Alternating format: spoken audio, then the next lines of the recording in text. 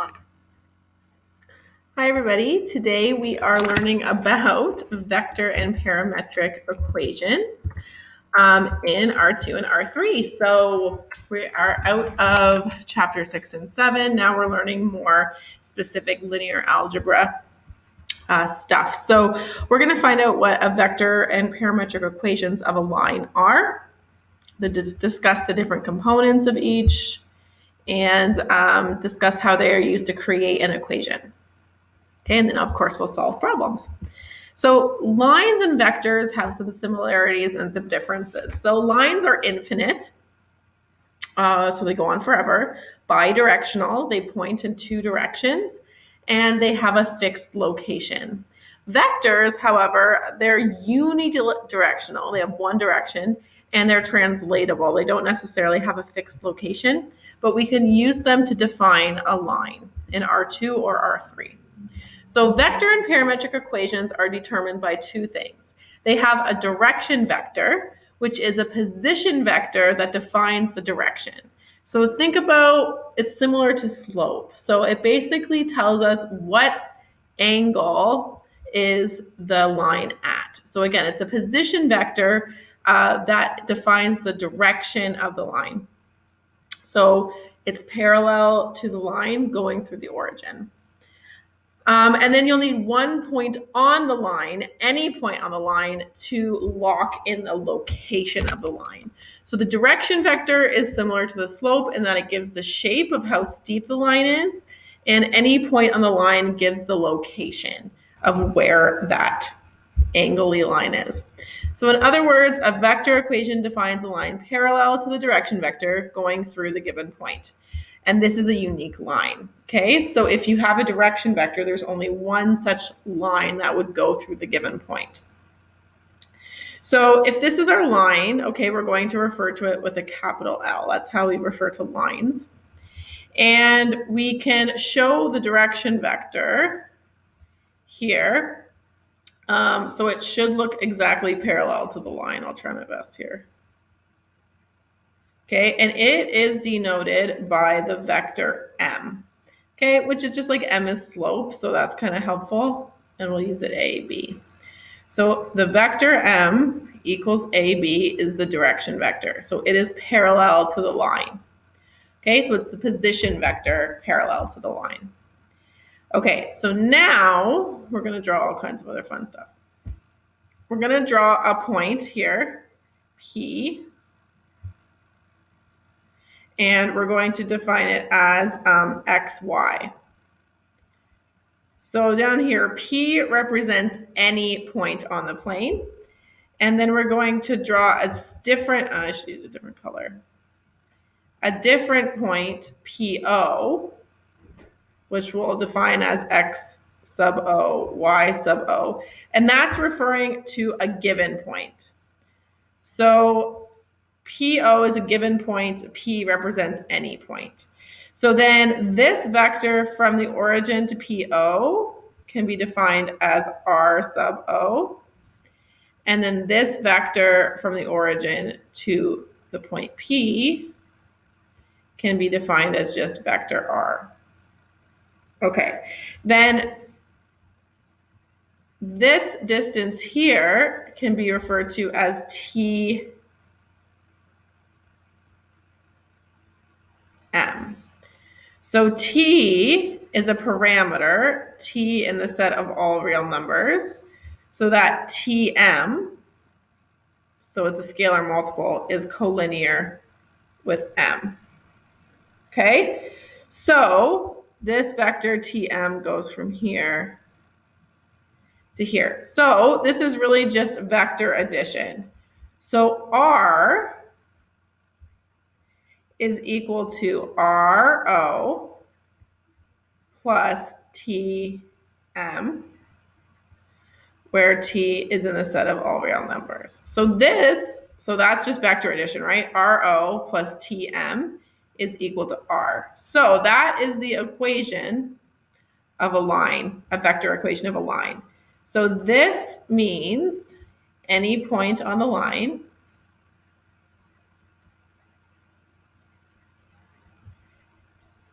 can be equal to or represented by any given point on the line times a parameter times the direction vector.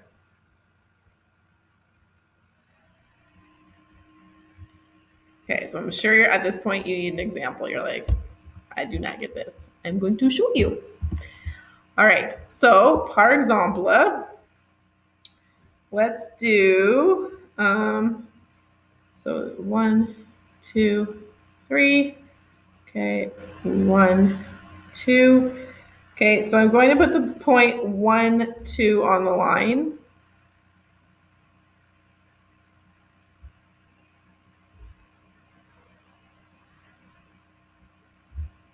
And I'm going to put this point here. Okay, so I went over 3 and up 1 to get this next point. Okay, and then you can draw a line through them.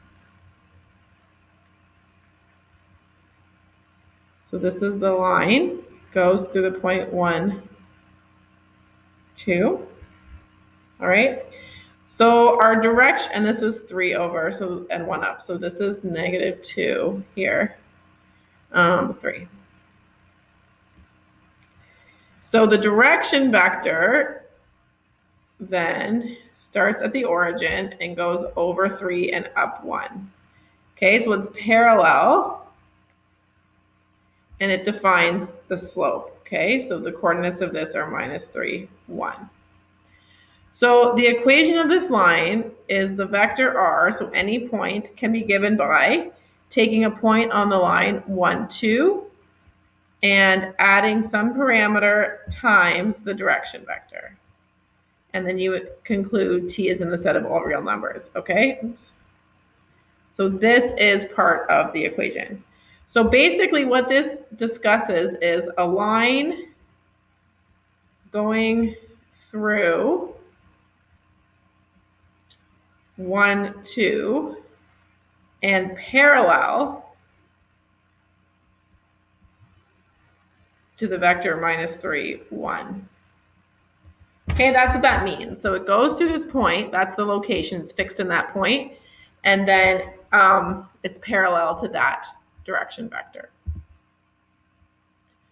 Okay, so that is called a vector equation, but we can also have parametric equations. So parametric equations are broken into components.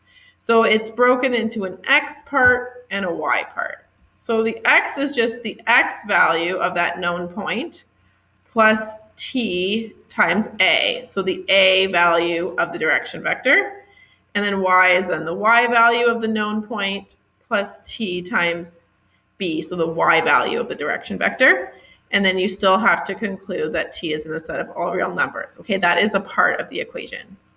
So for example, if we have our vector equation from before, so this is called a vector equation.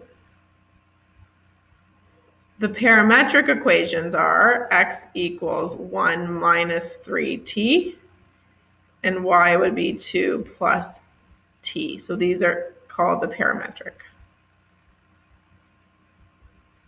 Okay, and for both of them, you'd have to say t is in the set of all real numbers. I would need to say that here too. So now we have that definition as well. So to find a point on the line defined by a vector or a parametric equation, you can basically let t be any real number and you will get a point on the line. Okay, so for instance up here, if I let t be 3, I would have 1 minus 9, so -8 as my x value, and then 5 as my y value, 2 plus, so -8 comma 5 is on this line. Okay, I could let t be positive, negative, a decimal, a fraction, as long as it's a real number, and then I can find infinite points on the line that way. So in order to determine a parametric or a vector equation, you must be given either one point on the line and the direction vector, as I just was in the last example, or 2 points on the line, and then you use them to actually find the direction vector. Okay, now it's interesting, a vector equation is not actually unique because there are an infinite number of collinear direction vectors. Okay, the direction vector just shows the direction. So like for instance, minus 3, 1, I could have had minus 6, 2. That is a possible direction vector for that line as well. And also any point on the line can be used for RO. So that point that's given, you can use any point you want on the line. It doesn't have to be a specific one, like a y-intercept, for instance. It doesn't have to be that. So for example, like I said, if our direction vector is minus 1, 1, then I could use minus 3, 3 as my direction vector, or I could use 4, negative 4, etc. Okay, there are an infinite number of collinear direction vectors so that's why, one of the reasons why it's not a unique equation.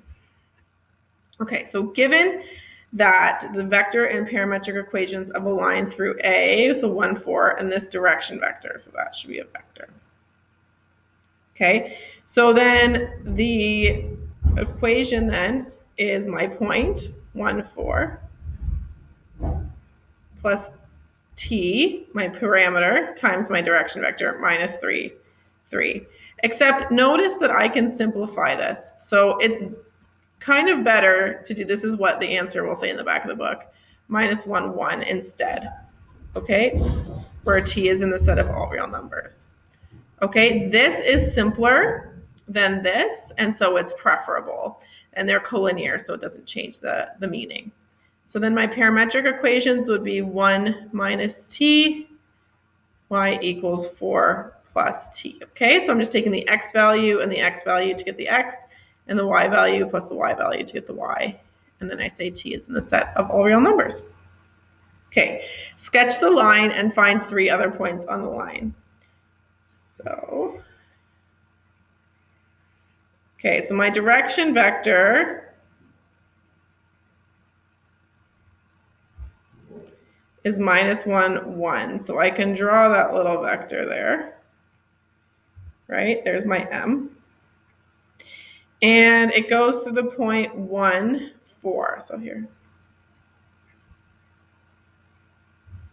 Okay, so I know it goes to the point 1, 4, and then it's parallel to this line. So I can go up 1, over 1, up 1, and draw the line. Okay, I know that's really bad, but hopefully you guys get the idea of what I'm doing there. Okay, so to get 3 other points on the line, I just let t be anything. Okay, so we usually try to make it as simple as possible. I mean, don't let t be 0 because then you'll just get 1, 4. You already know that's on the line. So let's just say like if t is equal to 1, then you get that your x value is equal to 1 minus 1, so 0, and your y value would be 4 plus 1, so 5, so that means the point 0, 5 is on the line. And it looks like it was going there. All right, then we can be, oh, that should have been t equals just 1, not negative 1, sorry. Then we can let t equals 2, so then you get that x would be equal to 1 minus 2, so it'd be negative 1, and y would be equal to 4 plus 2, so that would be 6, so then the point minus 1, 6 is a coordinate, which we can see. Okay, then you can let t be equal to 3. Okay, and you get the point negative 2, 7, using the same method.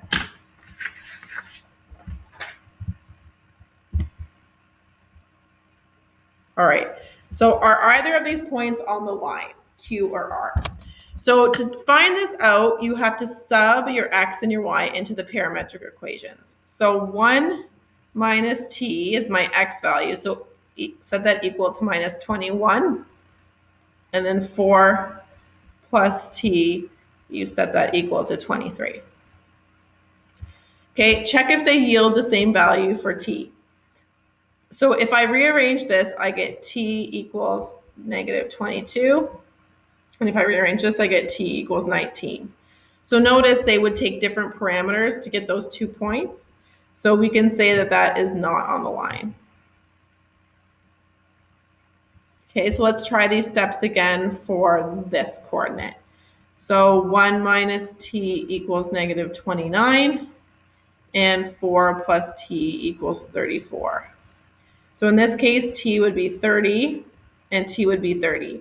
Okay, so that means the same parameter in this parametric equation gives these x and y values. So that means that yes, it is on the line.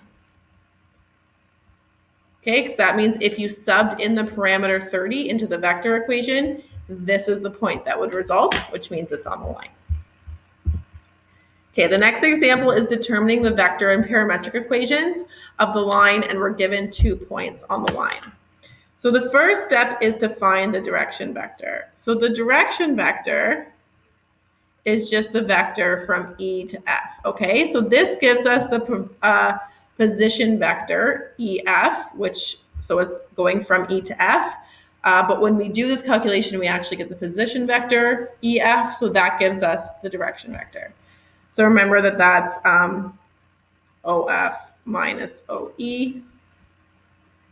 So we get 6 minus -1, so 6 plus 1, and 11 minus 5, so 7, 6, okay, is our coordinate.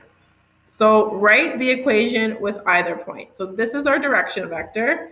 So I can say that I can use -1, 5 as the point in my vector equation, or I could have used 6, 11 as the point in my vector equation. It doesn't matter. Okay, and t is in the set of all real numbers. Okay, if they needed the parametric equations, it would be x equals -1 plus 7t, y equals 5 plus 6t. Okay, where t is in the set of all real numbers. All right, so when does this cross the x-axis? Well, to determine this, we let a0 represent the x-intercept, and we use this point in the parametric equations. So we would say -1 plus 7t is equal to a, and 5 plus 6t is equal to 0. So I can solve for t in this equation. So I would get t equals -5 over 6. And now I can sub that back in here to find a. So -1 plus 7 times -5 over 6 equals a. So I rearrange that and I get a equals -41 over 6. So therefore, -41 over 6, 0 is the x-intercept.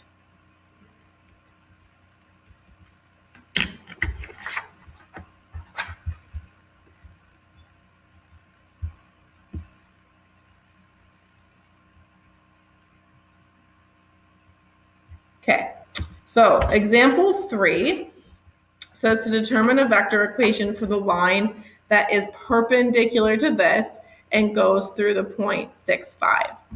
Okay, so we're going to let the direction vector for the second line, so line 2, be v. We're going to call it v, and it's going to be defined by AB instead of m. Okay, so we want to draw this line to kind of get a better understanding. So in this line, our direction vector is -3, 2.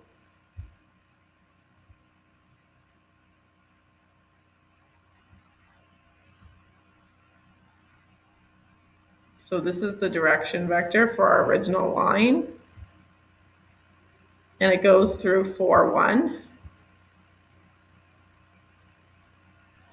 And it's parallel to this. So I can go over 3 up 2 to make sure that I'm parallel.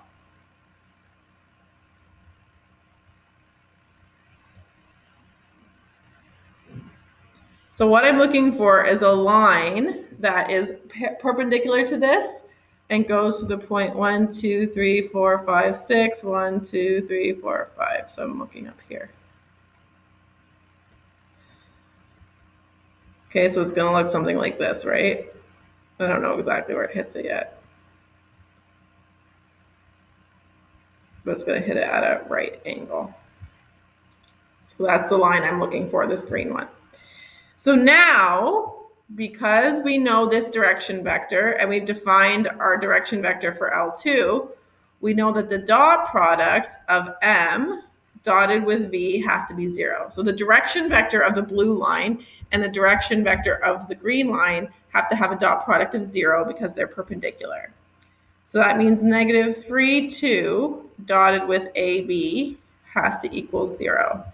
So that means minus 3A plus 2B equals 0.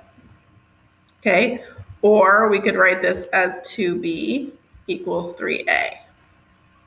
So now we just need to find an A and B that will satisfy this equation. Okay, you can just actually, I know it's crazy, but you just guess and check.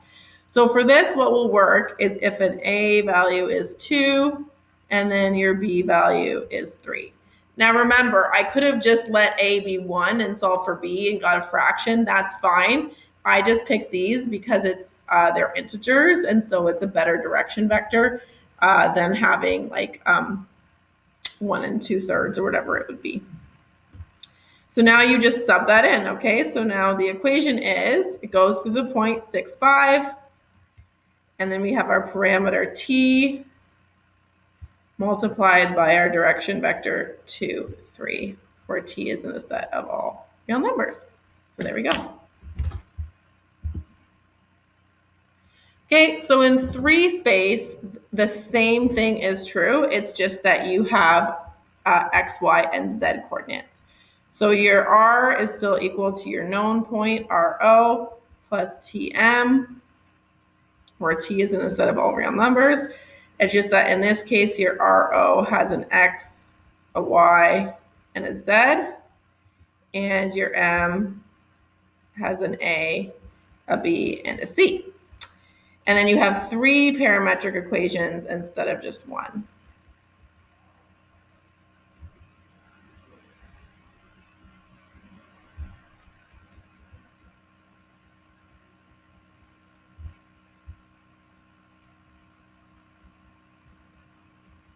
Okay, so one last thing before we finish here. To show that 2 lines are equivalent, because that does come up as well. In order to do that, you need to show that the direction vectors are collinear. So that means that they can be written as scalar multiples of each other. And then you prove that the given point of one equation is a point on the other using what we did back in example 1C. Okay? So that is the method you use for showing if 2 lines are equivalent.